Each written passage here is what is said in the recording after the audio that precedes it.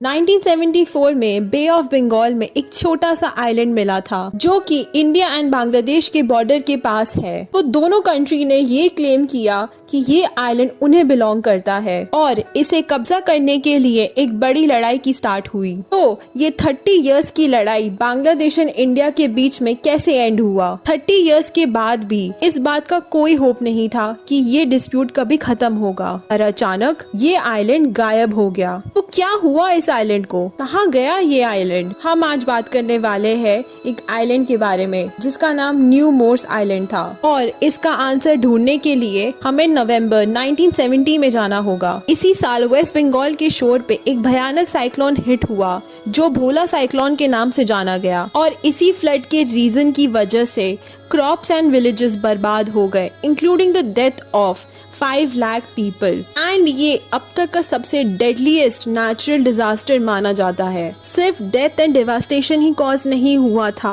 1974 में ये island spot किया गया था थ्रू अ सैटेलाइट और हम इंडियंस ही थे जिसने सबसे पहले इसे देखा था एंड इसका नाम रखा था न्यू मोर्स आइलैंड। बांग्लादेश ने इसे डिटेक्ट किया था आफ्टर 4 इयर्स और उन्होंने ये क्लेम किया कि it belongs to their territory और इस आइलैंड का नाम रखा साउथ तेलपट्टी आइलैंड। ये छोटा सा बंजर आइलैंड इतना इम्पोर्टेंट क्यों है to both of the countries Bangladesh and India?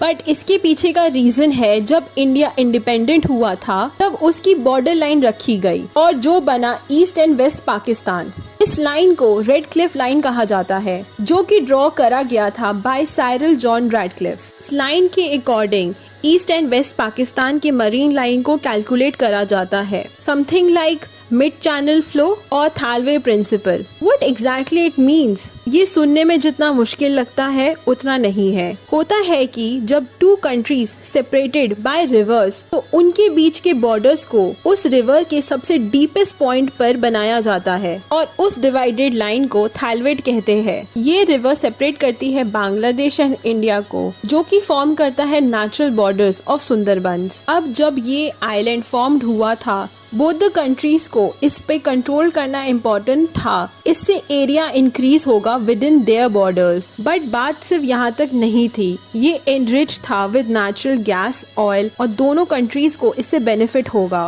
But in 1981 that time India moved INS संध्यक एक सर्वे शिप टू दिस आइलैंड जहाँ पर जाके उन्होंने हॉइस्ट किया नेशनल फ्लैग एंड एक कैंप सेट किया। लेटर ऑन इस मूव को चैलेंज करा गया बाय बांग्लादेश गन बोट्स जिसकी वजह से इंडिया को रिट्रीट होना पड़ा एंड इस रीजन से इंडिया को डिक्लेयर करना पड़ा नो मैंस आइलैंड अंटिल ये कॉन्फ्लिक्ट पीसफुली रिजॉल्व नहीं होता। ये सब ठीक चल रहा था अंटिल 2003 में बांग्लादेश मीडिया ने प्रिंट किया न्यूज दैट उन्होंने नेवी कैंप सेटअप किया है उस आइलैंड पर। टेंशन फिर से क्रिएट करी गई एंड इस पॉइंट पे लगता है कि कब होगा ये सब एंड और तभी हिट हुआ एक क्लाइमेट चेंज जो कि एक मेजर थ्रेट था। According to the research of 2004 and 2010 sea level rise हो रहा था 1.4 मिलीलीटर्स पर ईयर जो कि एक क्राइसिस बन रहा था मेजॉरिटी एरियाज सुंदरबन फॉरेस्ट के लिए। इतने टाइम के बाद भी इस न्यू मोर्स आइलैंड का एंड नहीं हुआ अंटिल सैटेलाइट ने रिसेंटली कैप्चर करा